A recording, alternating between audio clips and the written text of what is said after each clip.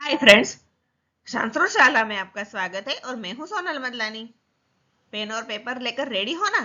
तो आइए फटाफट से आज का वीडियो शुरू करें। आज हम रुचिरा प्रथम भाग का तृतीय पाठ शब्द परिचय 3 का हिंदी अनुवाद देखेंगे और आगे इसका अभ्यास भी जानेंगे। तो रेडी हो ना? चलो आइए शुरू करते हैं आज का वीडियो। तृतीय पाठ शब्द परिचय 3 में अकारांत नपुंसकलिंग शब्द के बारे में बताया गया है, जैसे खनित्रम, विश्राम गृहम, करवस्त्रम आदि। ये सारे शब्द ऐसे हैं जिसके अंत में अ है और ये न तो स्त्री जाति का बोध कराते हैं और न ही पुरुष जाति का बोध कराते हैं। अर्थात ये सारे शब्द नपुंसकलिंग है। ये शब्द नॉन लिविंग थिंग्स रहते हैं। इस पाठ में जो यूज किए हुए सर्वनाम है वह पहले देख लेते हैं, बाद में इसका हिंदी अनुवाद देखेंगे। नपुंसकलिंग शब्द के लिए इस पाठ में एतत् का यूज हुआ है, जिसका अर्थ होता है यह, और तत् का यूज हुआ है, जिसका अर्थ है वह।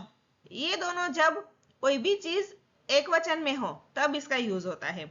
द्विवचन के लिए एते यानी कि ये दोनों और ते यानी कि वे दोनों का यूज होता है। जब कोई चीज दो हो तब इसका प्रयोग होता है, और जब दो से अधिक हो यानी कि बहुवचन में यूज करना हो तब एतानी यानी कि वे सब और तानी यानी कि वे सब इसका प्रयोग होता है। तो आपको ये सारी चीज थोड़ी याद रखनी है।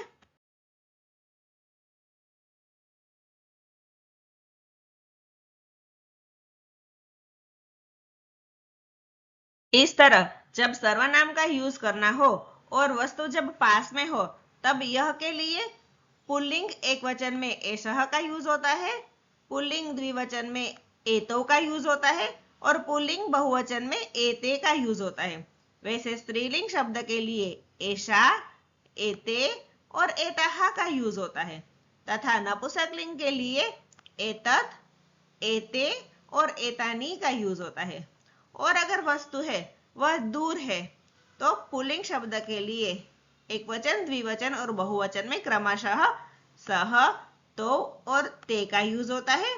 स्त्रीलिंग के लिए सा, ते और ताहा का यूज होता है, तथा नपुंसकलिंग के लिए तत्, ते, तानी का यूज होता है। तो इस तरह हम इस पाठ में जब नपुंसकलिंग शब्द की बात करेंगे तब अगर वस्तु पास में है तो एतत्, एते या एतानी का यूज करेंगे, और अगर वस्तु दूर है तो तत्, ते और तानी का यूज करेंगे। तो आपको ये चीज थोड़ी ध्यान रखनी है।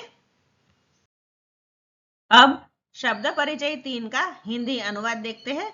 सबसे पहले तो एक पिक्चर दिया हुआ है और बाजू में लिखा हुआ है एतत् किम, अर्थात यह क्या है। अब देखो यहाँ पर एतत् किम, एतत् है वह नपुंसकलिंग का सर्वनाम है, किम है वह भी नपुंसकलिंग का ही रूप है। अर्थात यहाँ कोई ऐसी चीज की बात हो रही है जो नपुंसकलिंग में है। अगर पुल्लिंग होती तो एषः कः होता और स्त्रीलिंग होती तो एषा का होता, लेकिन यहाँ पर एतत् किम है।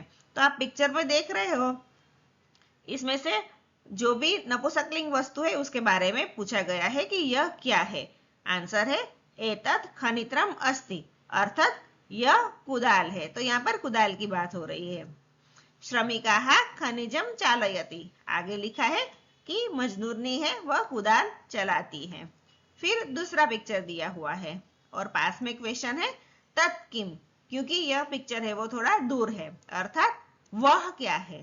तत् मतलब वह और किम मतलब क्या है। तत् विश्राम गृहम अस्ति, अर्थात वह विश्राम घर है। किम अत्र भितिकम अस्ति, भितिकम का मतलब होता है दीवाल, अत्र मतलब यहाँ, यह एक अव्यय है।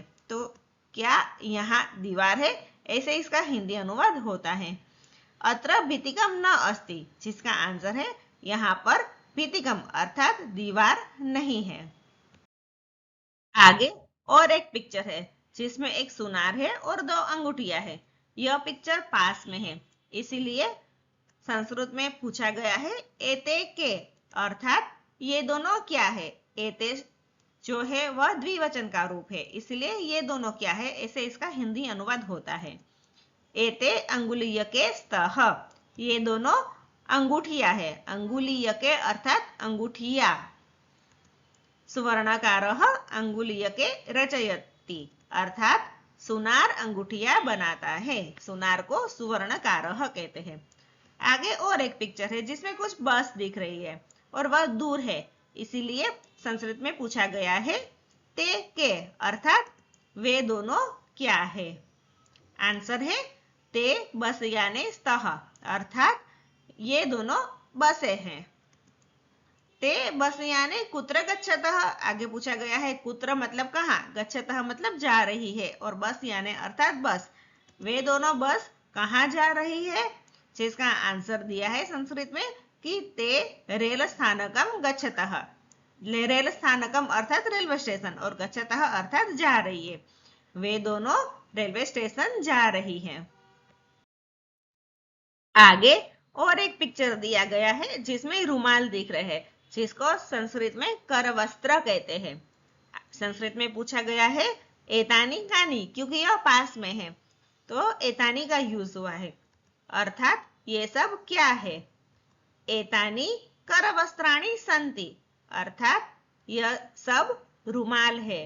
करवस्त्राणि अर्थात रुमाल। किम एतानी पुराणानि, क्या यह पुराणानि अर्थात पुराने हैं। तो इसका हिंदी अनुवाद यह होता है कि क्या ये सब पुराने हैं। न एतानी तु नूतनानि, जिसका होता है न मतलब नहीं, एतानी अर्थात ये सब, नूतनानि अर्थात नए है। तू है यह एक अव्यय है तो इसका हिंदी अनुवाद होता है नहीं, ये सब नए हैं। आगे और एक पिक्चर दिया है जो केले के पेड़ का है जिसमें बहुत सारे केले लगे हुए हैं। ये पिक्चर दूर है, इसीलिए संस्कृत में पूछा गया है तानी कानी अर्थात वे सब क्या है।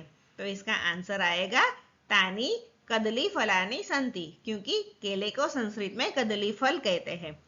ये सब केले है। आगे पूछा गया है किम तानी मधुराणी, मधुराणी अर्थात मीठे, तो इसका हिंदी अनुवाद होगा क्या वे सब मीठे हैं। आंसर है आम तानी मधुराणी पोषकाणी च। अब इस सेंटेंस में आम का मतलब होता है हा और च का मतलब होता है और, ये दोनों अवयव है तो इसका हिंदी अनुवाद होगा कि हा वे सब मीठे और पौष्टिक है। पोषकाणी अर्थात पौष्टिक और मधुराणी अर्थात मीठे, तो पूरा हिंदी अनुवाद ये होगा कि हाँ वे सब मीठे और पौष्टिक है। हिंदी अनुवाद के बाद न्यू वर्ड्स देख लेते हैं। खनित्रम अर्थात कुदाल, श्रमिका यानी कि मजदूरनी, विश्राम गृहम अर्थात विश्राम घर, पीतिकम दीवार, अंगुलीयके अर्थात दो अंगूठिया, अगर अंगुलीयक होता तो एक अंगूठी होती, यह द्विवचन का रूप है। सुवर्णकारः सुनार, बस याने दो बसे, करवस्त्राणी रुमाल बहुत सारे रुमाल, अगर करवस्त्रम होता तो एक रुमाल, करवस्त्रे होता तो दो रुमाल और करवस्त्राणी यानी कि बहुत सारे रुमाल, पुराणानी यानी कि पुराने, नूतनानी यानी कि नए, पुराणानी का नूतनानी ये विलोम शब्द है, कदली फलानी यानी कि बहुत सारे केले, मधुराणी यानी मीठे और पोषकाणी यानी कि पौष्टिक। अब आप इसमें अगर देखोगे तो श्रमिका है वह स्त्रीलिंग शब्द है और सुवर्णकारः है वह पुल्लिंग शब्द है, दोनों एक वचन के रूप है और बाकी सारे जो शब्द है वह नपुंसकलिंग शब्द है। Thanks for watching. Please like, share and subscribe my channel.